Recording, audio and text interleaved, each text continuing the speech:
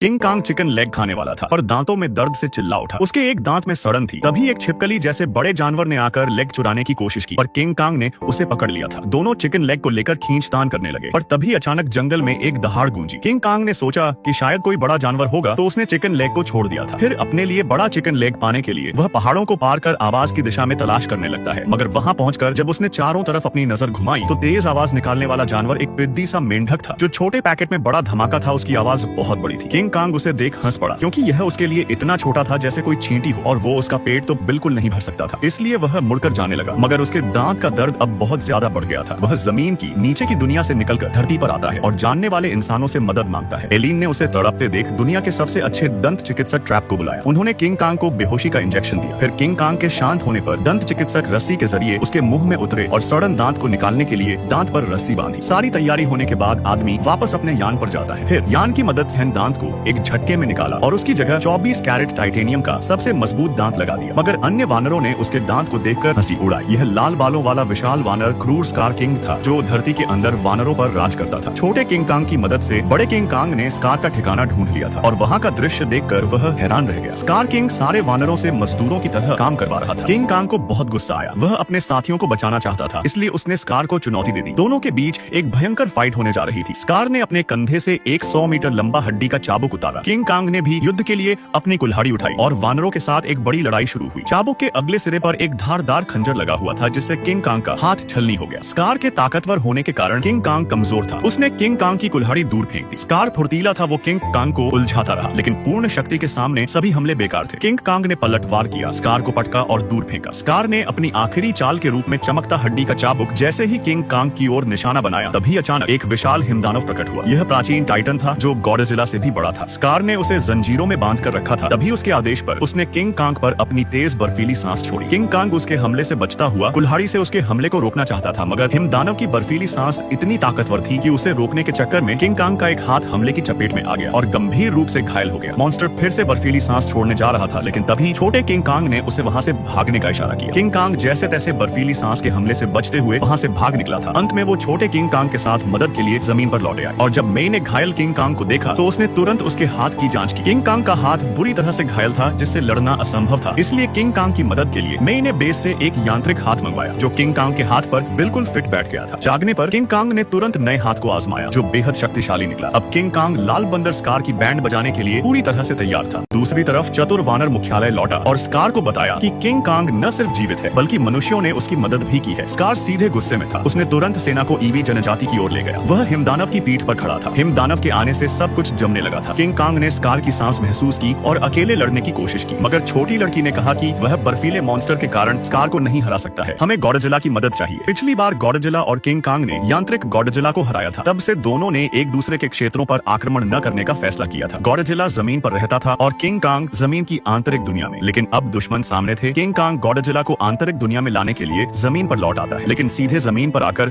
उसने गॉडजिला के क्षेत्र का उल्लंघन कर दिया था। गॉडजिला ने कॉन को महसूस किया, समुद्र में कूदा और एक ड्रैगन की तरह तैरकर जल्द ही किंग कांग तक पहुंच गया था। किंग कांग ने इशारा करके अपना मकसद बताने की कोशिश की, पर गुस्सैल गॉडजिला ने नहीं सुना और सीधे उस पर टूट पड़ा, जिस कारण किंग कांग ने समझाना छोड़ दिया और सीधे उसे पीटने लगा, जब तक कि वो उसकी बात न सुन ले। फिर किंग कांग ने उसकी पूंछ पकड़कर उसे जमीन की आंतरिक दुनिया में खींचने की कोशिश की, और गॉडजिला ने ऊर्जा जमा की और एटॉमिक ब्रेथ छोड़ी। किंग कांग उसके हमले से बचता हुआ भागने लगा। फिर गॉडजिला धुएं से बाहर निकलकर किंग कांग को जमीन पर गिराता है और पैरों तले दबोच लेता है। जैसे ही गॉडजिला फिर हमला करने वाला था, तभी एक रहस्यमयी शक्ति ने उसे दूर फेंक दिया, जिसके अगले पल ही पौराणिक मोथरा प्रकट हुई। दरअसल लड़की ने अपने ईवी रक्त से मोथरा को जगाया था। उसने मोथरा को खतरे की जानकारी दी, जिसके बाद मोथरा तुरंत जमीन पर आई। मोथरा की मदद से किंग कांग और गॉडजिला ने भी अपने बीच की गलतफहमी दूर की और स्कार से लड़ने को तैयार हो गए। दूसरी ओर स्कार ईवी लोगों के गुप्त ठिकाने में घुस गया था। गॉडजिला और किंग कांग भी धरती की आंतरिक दुनिया में पहुंचे, जिसके बाद दोनों पोजीशन लेकर एक दूसरे की ओर लड़ने के लिए आगे बढ़े। घमासान युद्ध शुरू होने जा रहा था।